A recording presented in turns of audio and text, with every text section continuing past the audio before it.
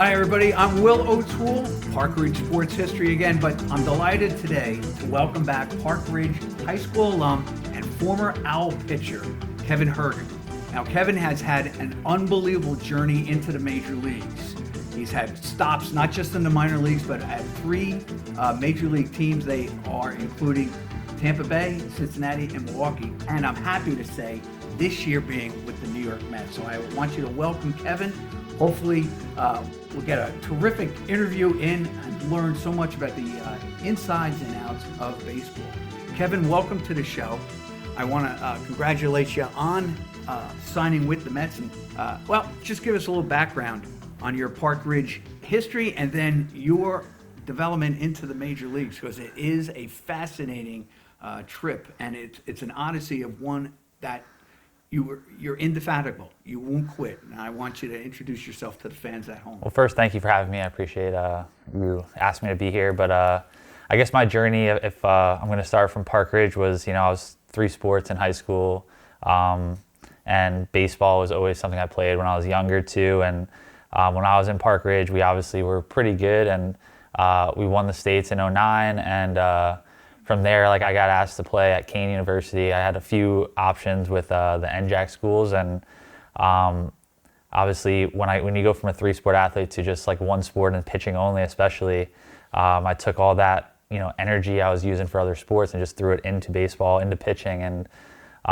never really thought I was going to be where I am right now, but just kept on developing, kept on getting bigger, stronger, learning about what it might take to get to that next level. Never thought I was going to get drafted. I did. Once I was in professional baseball, kind of kept the same mentality of I'm going to try to be the best I can at this and play for as long as I can. And it obviously has worked out in the long haul. So that's kind of the short spiel of how I got from there to there. And it's a great spiel because you mentioned the word mindset, and I think this is what separates athletes like you from the weekend warriors like myself. Tell us what mindset is. What is it about? How do you develop it? Is it just something instinctual, or is it something that you work on? I think I think it starts with my parents were great. I mean, my family was great. My brother too.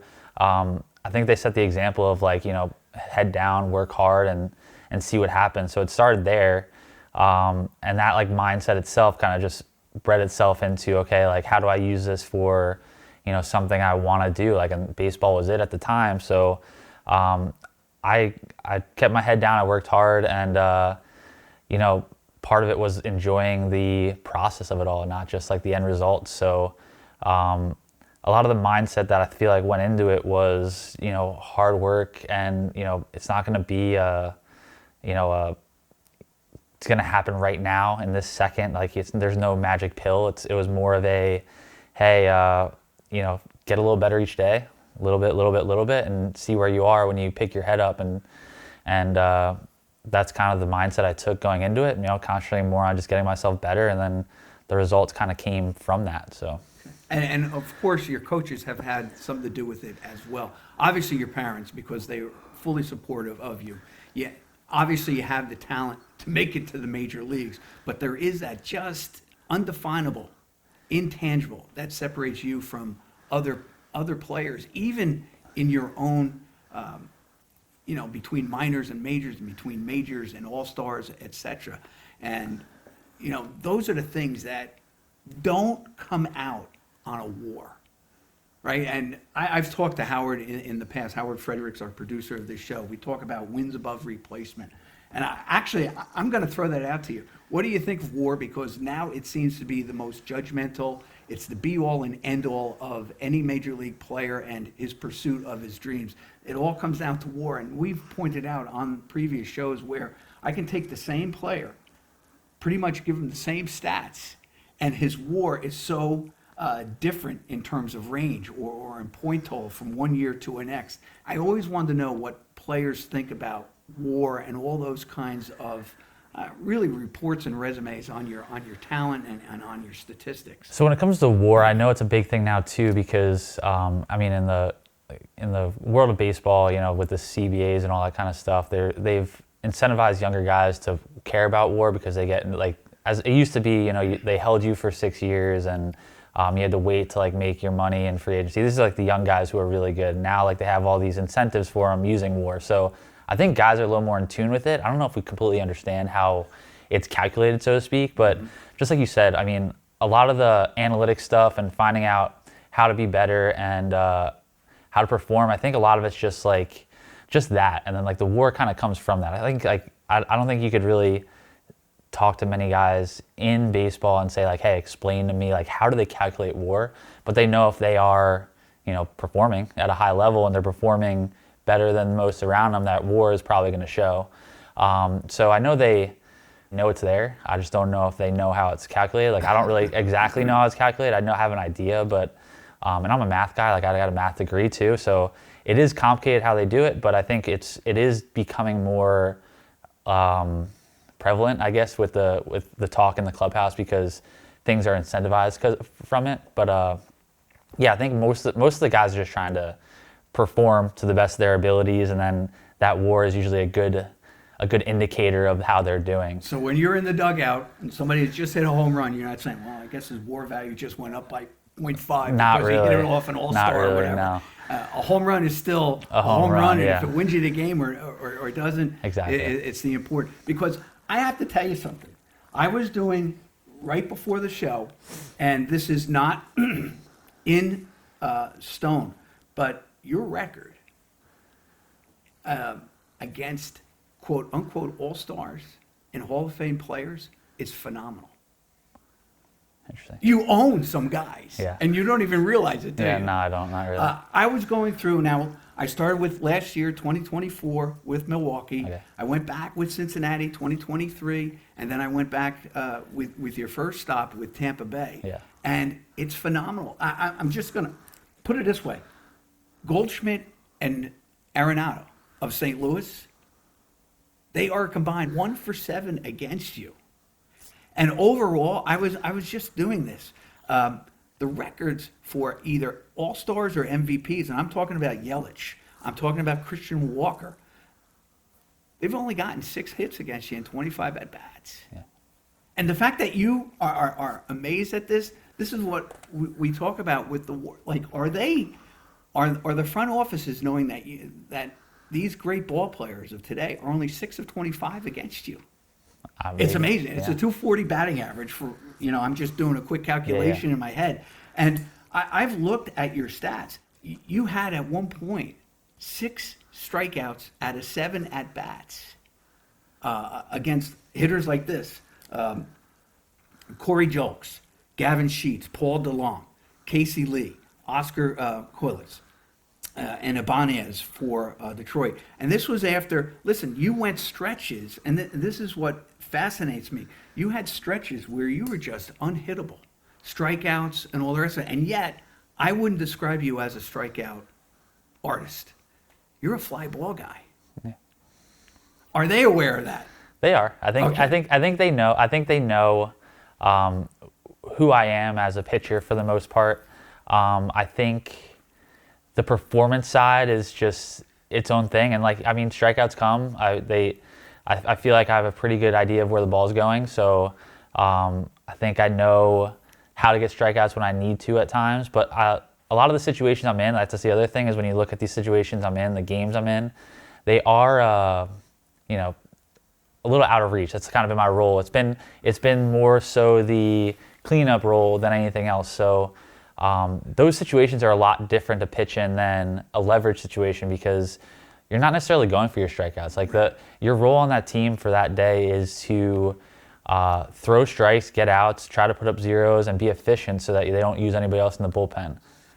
It's interesting that you said you're in the one way or other lopsided games and all the rest of it, but because of you, I've come up with, and I've thought about this too, I think that there are pitchers who are valuable for keeping their teams in the game. For instance, you had one game earlier with Cincinnati, you were down 10-2 in the game. You threw 3 innings of hitless shutout ball.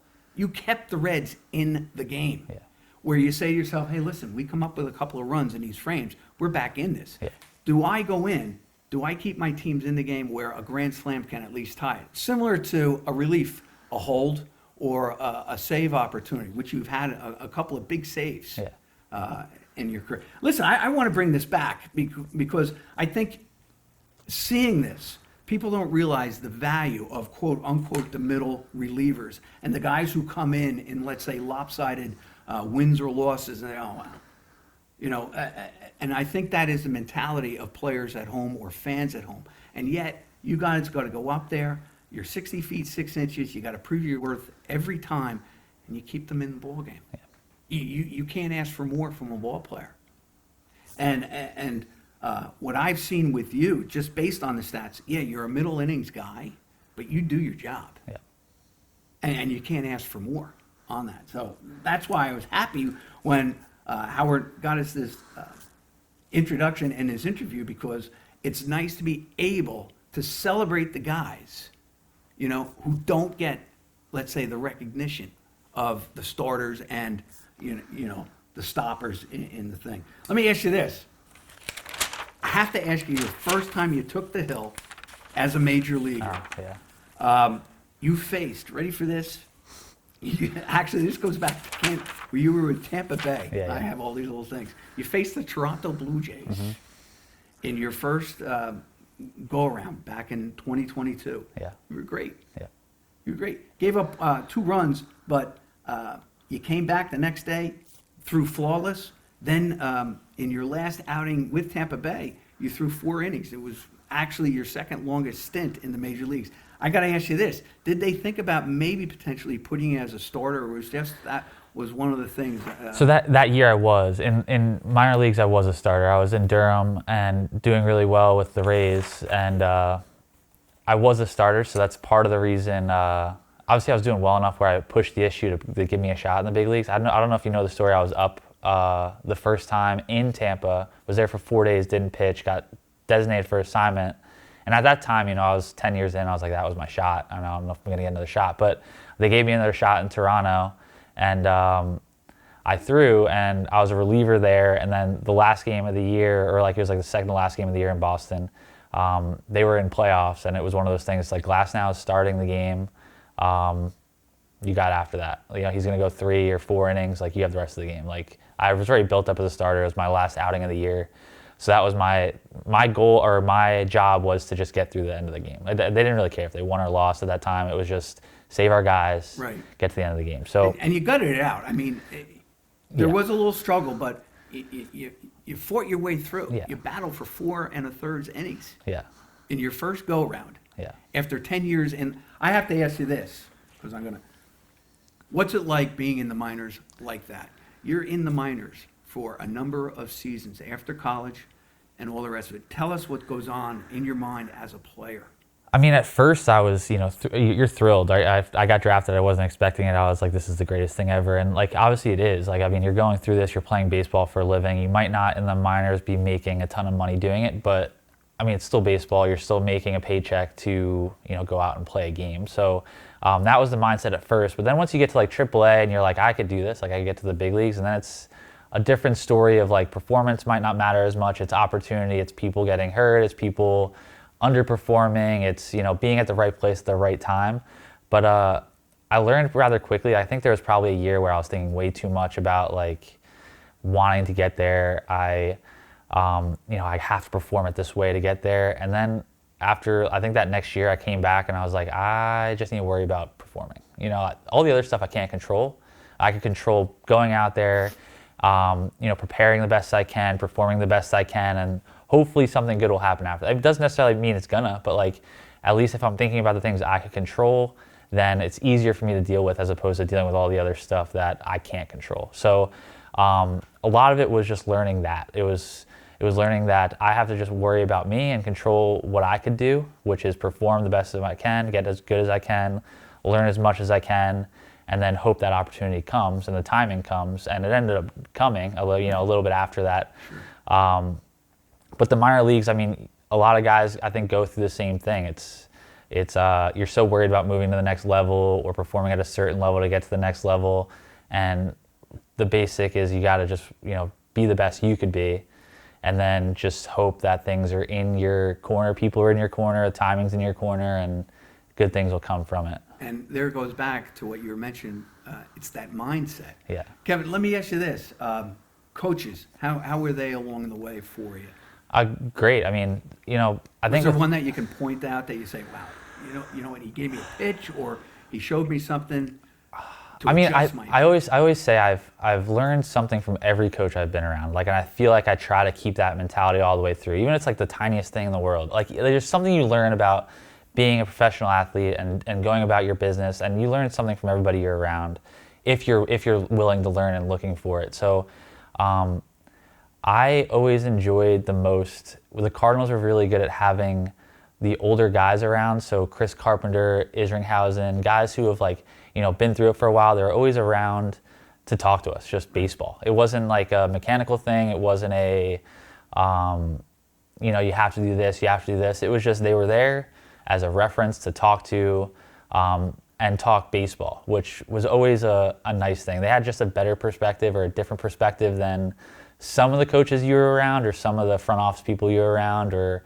things like that. And I always appreciate having them around. I feel like I learned a lot from them, but I've learned a lot from all the coaches I've been around. Even if it's, in my mind, wasn't the best coach I've had in professional baseball, I learned something from them. Right. So I feel like I'm a hybrid of, everybody from Crandall at Park Ridge to Neil Iovero in college to all the pro ball coaches, the summer ball coaches I've had throughout. I learned something. And you could go all the way back to Little League and stuff too. Like, I think I picked up something from everybody, and that kind of combined. But like I said, there's maybe some guys who had a little bit more influence. Like my college coach was probably one of the biggest pushers for me because I came into college as a thrower, not really a pitcher, I guess you'd say. And I learned what pitching was in a sense. But then after that, it's a lot of just learning a little bit from everybody. Can you detail that a little bit more? A difference between a thrower and a pitcher? Because I think most guys who sit on the couch know the difference, but they really don't know the difference. Yeah, so in, I guess a good example, like in high school, Park Ridge, right, Group 1 small school, I threw decently hard out of high school. I had a good curveball. I was just throwing at a catcher, like throwing in a general area and was getting good results. The higher you go up in levels, you have to be a little more intentional of where you're throwing the ball, when you're throwing what pitch, where you're throwing what pitch, who you're facing, what's the situation, things like that. So, and then just, the preparation, the routines, the lifting, the arm care routines, all that kind of stuff too, the running, the conditioning. You learn more of that when you become a pitcher, I guess you'd say. So a thrower is like, in high school, I classed myself as a thrower. I was throwing at a catcher and an umpire that were behind the plate. I mean, inside, outside, I have no idea. Like up, down, no idea. I was just throwing it there. So I was a good thrower. But college, you start to learn that, you can't just throw it at a catcher. They might get hit or, strike zone's a little bit smaller. So you got to be a little more intentional of where you're throwing the ball. So I'd say that's the difference between a thrower and a pitcher. And obviously, that's a great definition. Well, let me put it into practice. When you go out on the mound and you're facing the guy for the first time, obviously you probably have some reports on that player. Yes. Just take us through that. So the catcher comes out and he says, hey, listen, I'll give you a perfect example. What goes through your mind when you're facing, a Goldschmidt or a Vlad Guerrero, as opposed to maybe a Verdugo or a Volpe, or even Alfonso, Pete Alfonso? So everybody's different, and the data we have now, we know where holes are, so to speak, or where they hit the ball well, what pitches they hit better than others, stuff like that. That helps us, but a lot of it's also just reading the at-bat and what is happening in live time too, right? So you have these reports, you have an idea or a semi-plan in your head or a rough plan in your head of how you're going to go about approaching a guy, and then after that, you just kind of have to be in the game and read what a swing looked like. Was he late? Was he early? Did it look like he was, sitting on a breaking ball? Did he look like he was on the fastball? Time-wise, you got to play the game of, he might think that you're throwing this, you throw this, like a little mental game too. But when you go about these guys, the big difference with these guys and maybe like minors and the lower you go is mistakes are crushed. You can't be in the fat part of the plate. You can't be behind the count throwing, here's a fastball.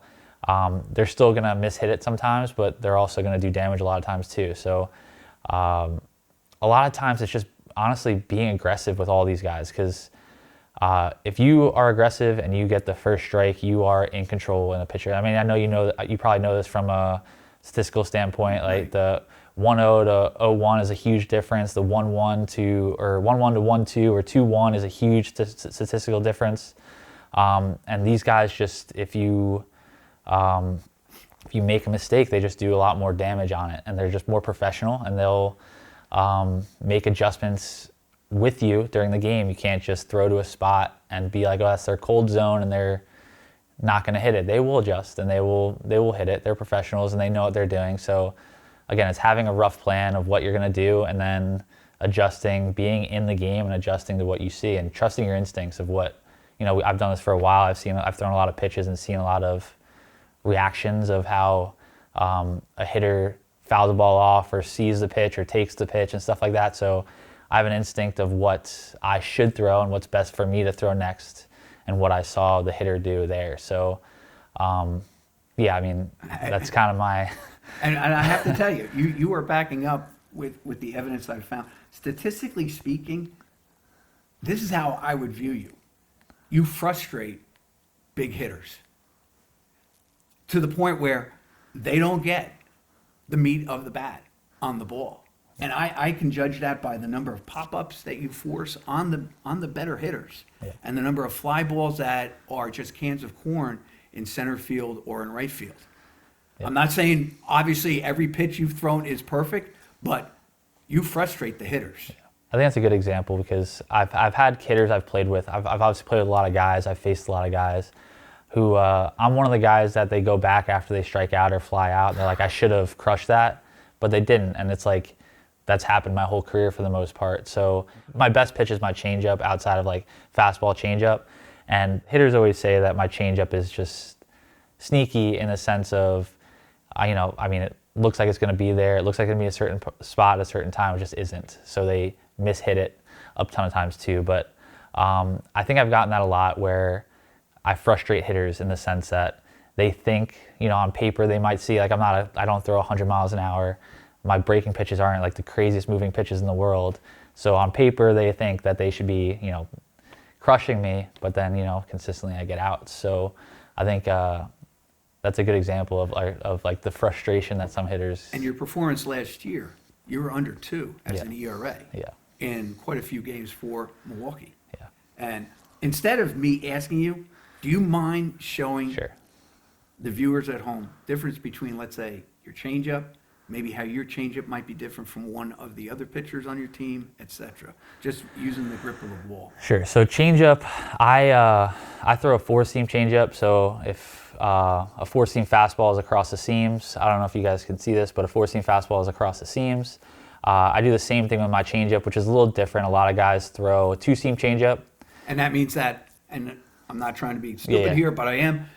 It's the seams of the baseball, so you only have the grip on the two fingers on the seams. Yeah, they're parallel with the seams as opposed to perpendicular with the seams. And so I throw mine with a 4-seam, and I do a really good job of staying like inside the ball when I release it, so it creates side spin. And where mine differs from most is a lot of guys, a lot of traditional changeups you see have a lot of drop to it. Mine does. On the eye test, you watch video of it, it has that, but in the analytical world, it's kind of a little more like vertical break to it, so it stays up a little bit more. And I think that's where people sometimes, or hitters sometimes, misjudge it. So that's kind of where it's different. And then a lot of people say I sell it well, so it looks like a fastball coming out of the hand. I throw it hard. I try to throw it hard. It comes out at 80, 83. So that's a big thing too, is if a hitter sees fastball off the hand and then they try to adjust to it and it's just too late kind of deal. So that's kind of where my changeup sits for the most part. So in other words, if you need that out pitch, that pitch, it's going to be your changeup. Yeah, and 99.9% of the time, because every analytical guy is going to say that, and so we change it up a little bit. Yeah, right? so I mean, most hitters, I would say, if they come up and they see a scouting report on me, they're going to be between fastball, changeup. I do throw like a cutter, slider, and a bigger like curveball thing, but more times than not it's fastball changeup. So I got to play that game of, if I feel like I said, I was watching hitters and I feel like they are sitting changeup, I'll throw a fastball, and I'll try to play that game a little bit too. But yeah, that's and that goes back to, you can only know those things at that particular time on the mound at that particular moment. Yes. Nothing in the back. All this homework, all the stats that I'm even doing here, you can throw out the window, because at that point on that mound, it's just you and the hitter. Yes. And something might just give you a hint that, you know what, I'm not going to throw him my changeup here. Yes. Or I am going to throw him my changeup, even though he's expecting it. And it's that little cat and mouse game that you play out on the mound that really fans aren't aware of. Yeah. Yeah, I think, like I said, instinct's a big thing, and a lot of it's experience. So, like, pitching for a while, seeing a lot of things is instinct. The preparation is instinct, too. You watch these hitters, you watch video on them. You know what their numbers are, where they hit the ball well, what pitches they're good at, bad at. So right after you throw a pitch, you see a reaction to the hitter, whether it's a foul ball, that instinct takes over, and that instinct is either, I've seen this before, or it's I know this because of the stuff I've studied in a sense, or I've seen this swing before on video and like what the guy prior to me might have done. So that's where that like instinct comes from. But yeah, you throw a pitch, you kind of have an idea of what to do next, and that's that game that's happening like live while you're watching it. Now, Kevin, you have been with a number of pitching staffs. I have to ask you this, just anecdotally, who do the pitchers most fear in the major leagues? What one hitter? I know you can say, there's a ton of them, but there's got to be that one guy that just scares them. I don't know who it would be, to be honest. It's a big league, so every team has someone who is pretty scary. But I think as the most part, when you're there and you're in it, you think you get everybody out. So there are probably some guys who you're like, hey, like don't let this guy beat us. I'm sure I haven't played the Angels, but I'm sure like the Trouts and the Harpers and those guys of the world. But they're also humans that get out as well. So I don't know who the one would be, so to speak, but every team, you always have a guy that you're like, all right, let's try not to let this guy beat us, or let's be a little bit more intentional with, maybe where our misses are, as opposed to, 2-0, let's not give him a cookie kind of deal. So I don't know if I can give you a good answer of like who the person is, but I'd say every team has at least one. One. Yeah. And for the Yankees, it would probably be Judge. Of course, yes. For Ohtani, for the Dodgers, Of course, obviously. Yeah. With Milwaukee, your former team, who would you say it was? Yelich, probably. He's just a professional hitter, really good hitter. So, but that lineup had some scary guys in there, sneaky in there too. So, every team has someone. Right. Yeah. Let me ask you this. Obviously, you're excited for the Mets. Yes. Give us, let's say, a scouting report for the Mets this year.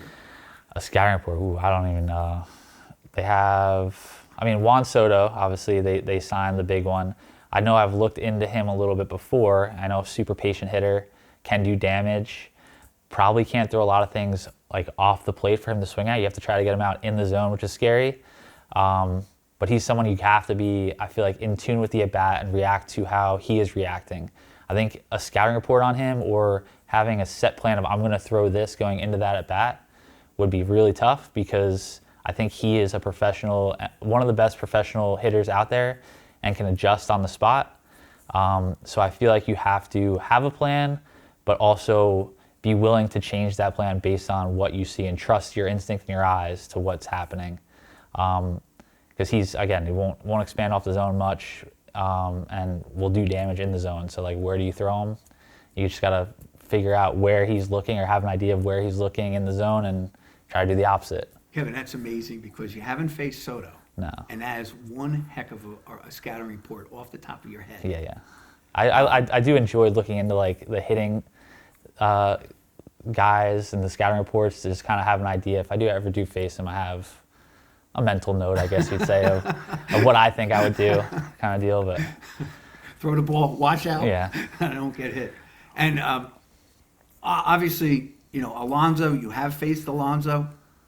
I got to ask you, give me just a rundown of Alonso when you faced him that one and you struck him out swinging. Yeah, I think Alonso is, again, dangerous hitter. You don't want to fall behind and give him a cookie, so to speak. I think he has a hole up and in. I think that's where I struck him out on too. It was 3-2, so I think it was just an aggressive swing on a fastball that he saw. So I don't think it was like anything crazy, but same thing. You got to move the ball around. I think he expands a little more than like say a Soto does. But I think a lot of these guys, the same thing. It's one of those things you don't want to fall behind and then throw a cookie in like middle in.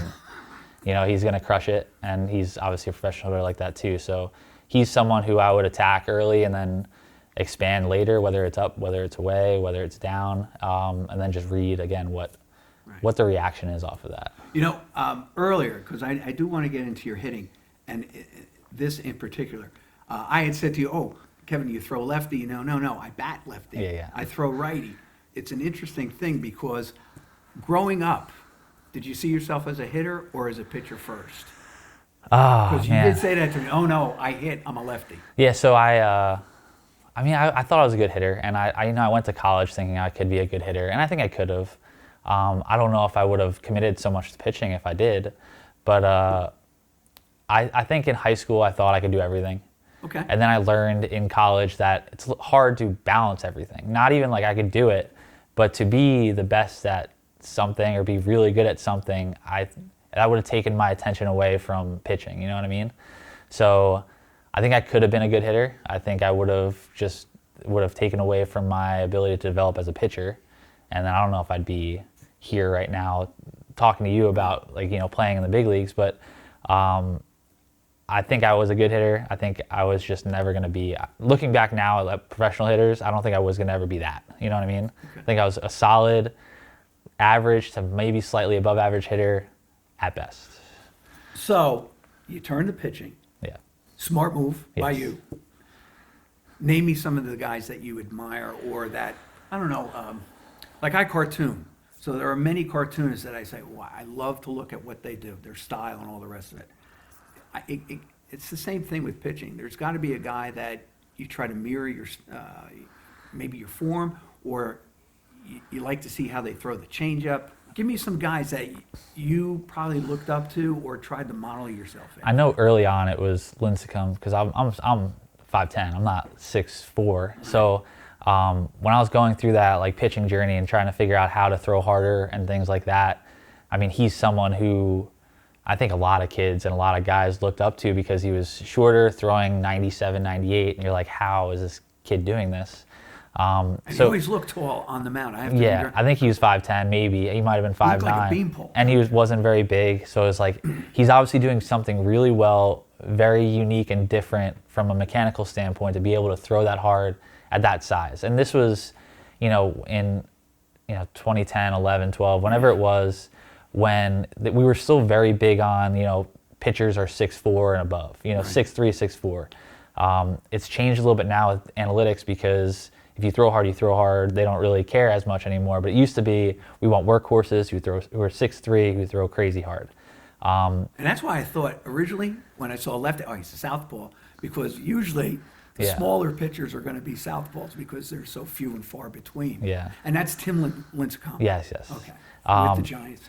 And other than that, I just watched a lot of guys. I mean, I can't say I really pinpointed one guy. Like we're talking about the hitting stuff. I watch pitchers too all the time. I mean, I got to a point where I was obsessed about the game, so I was watching guys all over the place. Didn't really matter who, and again, learning something from someone. I remember I always tell this story. Like I was a thrower in high school. I think I didn't have a curveball. I found like a video online of some guy throwing a curveball in a really crazy way, and I was like, I'm gonna try it. And obviously it didn't end up the same way it was like he was showing it, but it also taught me how to spin a ball, like to throw a curveball. So I think I've just obsessed about it and I always watch guys throw, and I think I've kind of watched everybody at a point. But I know mechanically and like how to throw harder, Lincecum was always the guy I looked up to because he was small and I was small and I wanted to throw hard as well. So. And the rest of this history there. I have to ask you this. Were you a Met fan or a Yankee fan growing up? I was a Met fan growing up, okay. Yeah.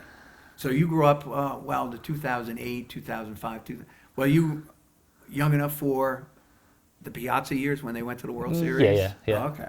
disappointed with that, right? Yeah, yeah, of course. And then 2006 and all the rest Yeah, of it. So yeah. now you're coming back to New York Yeah. to right those wrongs. Am I correct? I'm going to try, yeah. And then is there a favorite Met player you had growing up? So I always watch, I like David Wright. I don't know why. He seemed like he went about everything the right way as like a professional athlete, and how he went about it, the way he like spoke even in interviews and stuff like that was just, seemed very personable in a way, but also a great player. And then I was in like the Jose Reyes era Sure. too, where, I mean, that was just fun to watch, a guy that was fun to watch. But yeah, I mean, I think Wright, Reyes were kind of the two that stick out to me right now.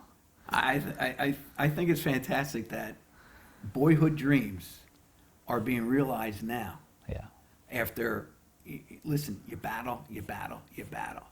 And I think it's a real testament to you. And what you were saying at the very beginning, just a mindset. And I want to wish you luck on that. Thank you. Appreciate it. I really do. Any last advice for young pitchers?